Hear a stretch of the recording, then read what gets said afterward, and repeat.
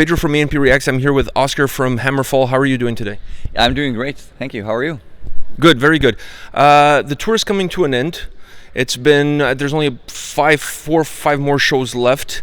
It's been sold out almost everywhere. So as you look back at the tour already, how's the tour been for HammerFall? It's actually been almost exactly as I hoped. You never know, right? Because Sabaton is a much bigger band than HammerFall, so we wanted to see if we could capture parts of their audience, you know, because I thought music styles are fairly similar. If they get exposed to HammerFall, there's a chance that a lot of people will like them if they're Sabaton fans and don't know about HammerFall, of course. And it's actually been exactly that and even better. You know, every show. Not every show starts with people going, yeah, for HammerFall, but they're interested. You know, you can see them nodding their heads and, yeah, all right, I'll check this out. And so far, every show ends with people screaming, HammerFall, so they love it. And that's been exactly what we wanted, you know, hoped for. And it's been a really good tour for us. Sabaton has treated us really well throughout everything, and it's been just perfect. I have nothing to complain about. So as you guys are coming close to the end of this tour, you already announced that you're coming back next year in the fall as on a headlining tour. As you look at that tour, does that affect the fact that you play 2 tours in the same region? Does this affect the way you put together the set list for the shows? Well, the set list for this tour is we get 60 minutes to show what we're all about. So that set list is sort of a max of everything that we have.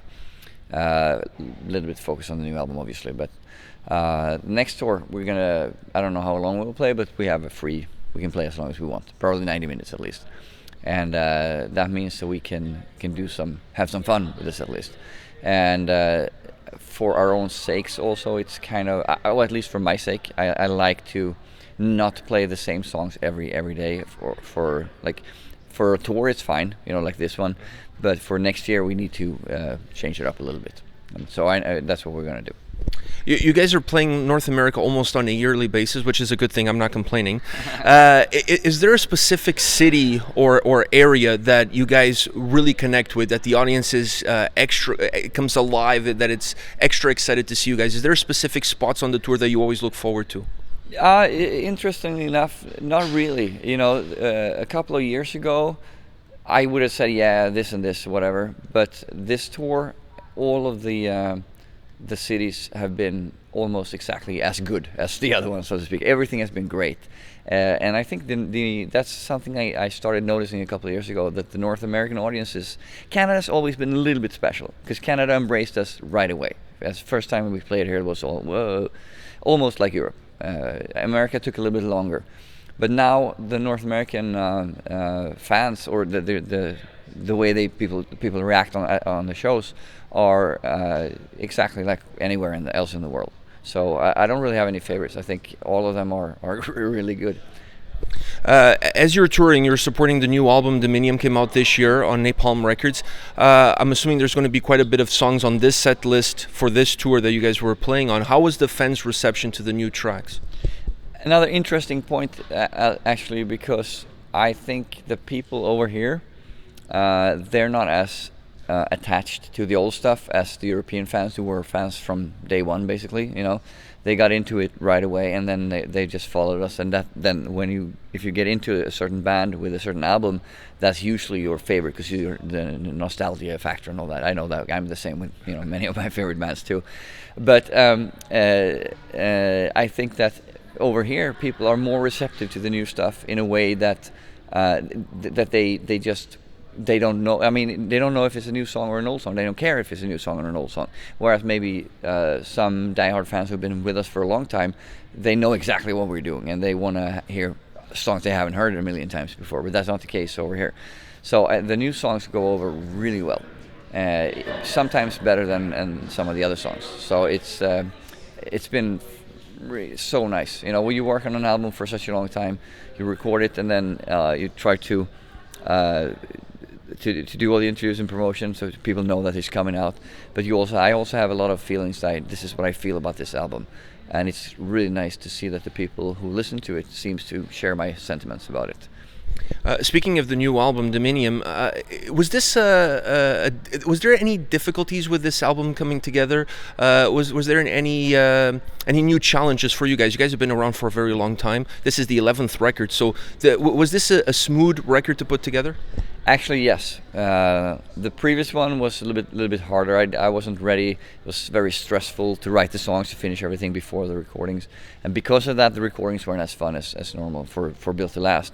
So I wanted to change that for this one. So we started writing really early, like 7 months after the release of Built to Last. I also already starting to write new tunes. And another thing I did also for this album was I tried to write songs while like on the road, on touring, for example, or on vacation, just when inspiration struck, instead of setting aside a certain time period where I have to write songs. I decided to, because I got this, it's called a traveler guitar. It's basically just the neck, and then everything else is as small as they can possibly make it. So sort of build it a little bit, and then you can play a little bit, and it fits in my suitcase, so I can bring it anywhere I go in the world, which is great. And that means also I can be ready to whenever inspiration strikes, I can be ready to work. And that has been a real advantage for me on these past 2 years. And like I said, writing on tour also is something I never thought I mean, for me, writing songs always has been, I'm at home, in my own comfort, in the comfort of my own home, or at the studio, whatever, something where I'm alone. I don't have to think about, in 2 days we go on tour, or, whatever. I just have to worry about the songwriting for a couple of months, and that's all I'm thinking about. But being on the road and writing songs, I always thought that whatever kind of stuff I come up with is going to sound exactly like what I'm playing at stage every night, which means no variation, just a copy of what I'm doing. But I didn't take into account the adrenaline rush you get from being on stage, and how easy it was to channel that into creativity. I didn't know that. I've never tried it, so but it was really, really cool. Because writing songs for me, it's, of course, I write songs so that we can have another album, a career, and for people to enjoy it if they want. But deep down, I'm writing songs for myself first and foremost. That's how I started 25 years ago, almost. It's because I write songs because I love this type of music. That's why I do it. And that's also always been my baseline, so to speak. If I know if this song, do I feel something when I hear this stuff, even if I wrote it myself, give it a couple of days, a couple of weeks of a break, then go back to listen to it. And if I feel like, yeah, this is great, then it's going to end up on the album. And that's all. My gut feeling has been sort of the judge for everything so far. And that's because I get a sense. Of course, if you write the music yourself, you can't really experience the same things you would if you're listening to a band, or your favorite bands, or whatever. But I try to take myself out of that, and I when I write the stuff, it's just a demo. Might not even have vocals on it, but just to get a feel for the song, and that's how I write music, because I use myself as, if I love it, it's great, and I usually do. So just having this part of the process being so much fun, that really has made everything so smooth, and that carried on to the recording too, because I was very creative. I wrote a lot of stuff, and we were finished with the songs, almost all of the songs for the album, like 3 or 4 months before the actual recording started, which is never happened for HammerFall before. So it was really, really good also, because you could focus everything on preparations, on details, and making adjustments, small stuff that made the song, like stuff that makes a good song great, or a great song like into a classic. Those sort of things we had time to focus on, and that also helped when the actual recording started, because everybody knew exactly what they were going to do. It just was a matter of going out there, perform, and then you can lay back a little bit. So every day it was the most relaxed atmosphere you can ever imagine in the studio, but we tried to peak the energy level when we were actually recording, and I think that helped so much, because you could rest, and or when he's got a half hour left now, and then it's my turn, you could just start getting ready, and then go all out and capture that energy, that live energy feel. I think we've managed to do that quite a bit on this album, which we haven't done in the past so much. We always tried, we just never really made it in the same way. And that's another thing I'm really happy about with Dominion. It has this live feel to it. which I mean, obviously we don't record it live, but it is, you have to get that emotion through. I felt that same way listening to the record. It felt like almost like a live album recorded in the studio. That's kind of the feeling that I got from it. Another thing that I took from the album that I really wanted to ask you, and feel free to correct me if I'm wrong, because I probably am. The album had a little bit of a throwback feel to it as far as the structure and the sound is concerned, but did not sound dated. It sounded very fresh, very new, but it still resonated to me as an old fan. It still resonated with me. Do you feel that way about the record, about the structure, overall structure and sound? Yeah, well, the thing is, I tried to change things up a little bit. I know sometimes I've been a little bit too just relying on this, like Formula 1A or B, whatever, for a song, and not being creative with how songs are put together. But if you look at, for example, I mean, obviously we all have a verse and a pre-chorus and a chorus. That's a song has to have that from my point of view. Not all of the songs, but almost all of them need that, because that's how you make a good song. But I try to put other things in there, like a solo here, or just stuff to shake things up a little bit. So I definitely wanted to achieve something other than just a carbon copy of what we've done before. It should be the same ingredients, but a different recipe. That's how we see it. Very well put. I never thought about it that way, but it makes a lot of sense. I want to ask you a question about the band in general and the genre, power metal. What do you feel that works within that genre that has fans from all different ages flocking to it? It seems to be very aggregating. It's a style of metal that just brings people from all different ages. What is it so special about power metal? Well, first of all, I would never ever refer to HammerFall as a power metal band, because that didn't exist when we started. We're strictly a heavy metal band from the 80s, kind of. That's how I see it. Because when I formed HammerFall, the power metal that was around was US power metal. That's what we called it in Europe, which was Jack Panzer or Omen or Sabotage. That sort of, which is very, very different from what HammerFall is doing, in my opinion. And so and also another thing in the 90s, I'm sure you were.